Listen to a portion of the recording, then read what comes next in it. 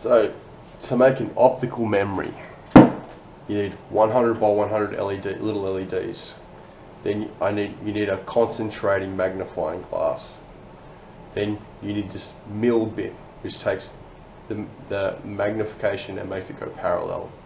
Then you need a little snail reflector that goes for 100, which goes for 1,000,000 bounces. Then you come out into a parallel to, then you go into like a little mini magnifier, and then you turn it parallel, and then you go to 100 by 100 CAD-SOL receptors. And then that's all you need to do it. And you get about 10 megabit out of it. And it operates at about, in the hundreds of hertz. So you'll be in your ballpark at 1,000,000 meters. You got to bounce for 1,000,000 meters, and then you'll get it.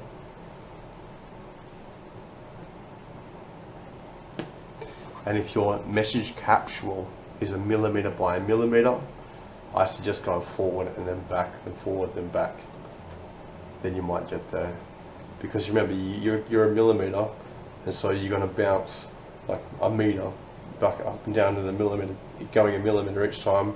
Then you're going to have to go on to level 2, then level 3, then level 4. Light doesn't reduce amplitude or anything, it just goes forever. Look at space. And it should come out the other side. Then you blow it up, then you go onto your receptors. Then if you've got the delay, then you've got the memory.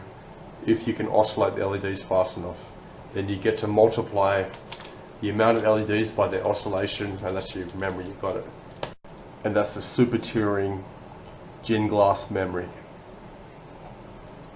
So it's that easy, you just go and do it. And that's the super Turing gin glass memory. So it's that easy, you just go and do it. And also it runs on a megahertz oscillator. And then you got to insert the ROM into it. Yes. So it's, does that sound easier than putting down 10 megabit of capacitors?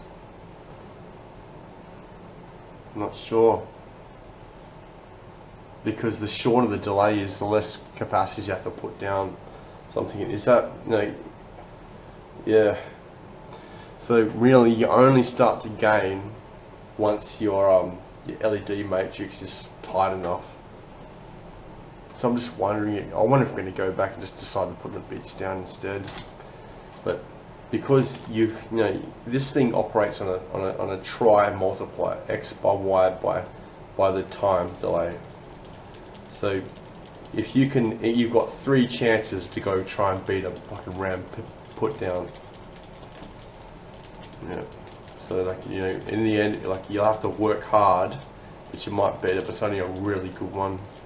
So if you can increase the resolution of the monitor, that's all you have to do. Once you've got the system there, it's just then you got to try and increase resolution, and then you might get into the big numbers, and then eventually it wins, but not at first.